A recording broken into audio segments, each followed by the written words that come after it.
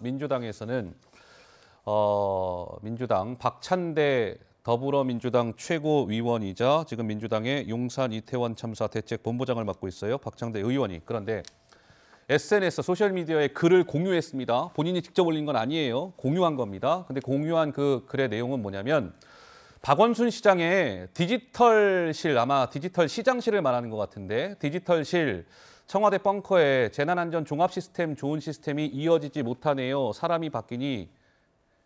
근데 서울시에서는 당장 무슨 소리 합니까? 현재도 지금 오세훈 서울시장이잖아요. 디지털 시장실 운영하고 있어요. 라고 반박하고 나섰습니다. 박원순 시장 시절에 있던 디지털 시장실을 없애서 마치 이번 참사가 난 것 아니냐라는 취지의 주장을 하는 글을 공유를 한 것 같은데 어쨌든 서울시는 그런 사실 없다고 반박하고 나섰습니다. 네, 저는 박찬대 최고위원의 그 박원순 시장을 언급한 것도 굉장히 부적절하다고 생각이 듭니다. 박원순 서울시장이 왜 돌아가셨습니까? 정당한 시정 업무를 수행하다가 순직하신 겁니까? 그게 아니지 않습니까? 자신을 보좌하던 여성 비서를 성추행한 혐의를 받고 그 용의선상에 있다가 누명을 달리하신 분 아닙니까? 박 시장이 물론 잘한 것도 있을 것입니다. 하지만 어떻게 이태원 참사라는 대형 참사를 앞에 놓고 전임 시장인 박원순 전 시장이 살았더라면 이런 상황이 안 됐을 것이다. 그런 얘기에 그런 글을 공유를 합니까? 저는 아무리 정치인이고 정치적으로 자신들의 어떤 정파적 이익과 정당의 이익을 위해서 얘기를 할 수 있는 자유가 있다고 하지만 굉장히 부적절한 언급이 아닌가 하는 생각이 들고요.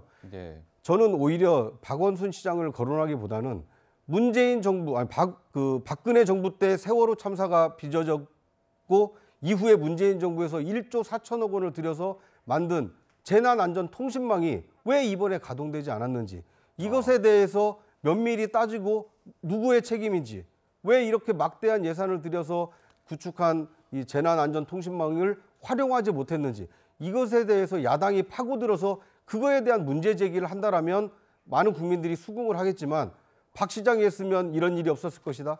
그걸 어떻게 입증을 합니까? 저는 가정을 통해서 이렇게 정치 공세를 하는 것은 굉장히 부적절한 언급이 아닌가 하는 생각이 듭니다. 그런데 이 한 언론 보도에 따르면 야권 지지자로 추정되는 일부의 사람들이 또 이런 주장도 했답니다. 박원순 서울시장으로부터 성폭력을 당했던 피해자가 박원순 시장을 사망에 이르게 해서 참사가 발생했다. 그래서 이태원 참사가 박원순 시장의 성폭력 피해자 때문이다. 라는 취지의 주장을 했답니다. 이건 어떻게 받아들여야 되는 겁니까? 이런 주장은? 이건 나가도 너무 나간 얘기죠. 예. 박찬대 최고위원이 인용한 것은 뭐 어디까지나 박원순 시장이 있었으면은 디지털 상황실이 잘 운영됐었고 그러면은 이런 사고가 없었을 거다. 그 정도까지 했는데 하나 더 나간 얘기 아니겠습니까? 그러니까요. 그러니까 이 성추행 이 피해자라는 분이 문제 제기를 제대로 하고 이 상황을 만들었다. 결국은 그 사람 아니었으면 박원순 시장 살아 있었을 것 아니냐. 이런 3단 논법, 이걸 3단 논법이라고 얘기하기도 좀 뭐한데요.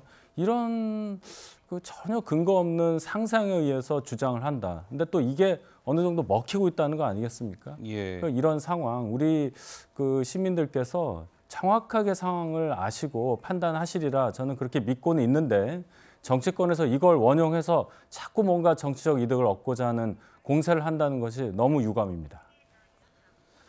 네, 아무쪼록 박원순 시장으로부터 성폭력을 당한 그 피해자분에 대한 2차 가해 또는 2차 피해가 있어서는 절대 안 되겠습니다. 이 부분을 명확히 말씀을 드리면서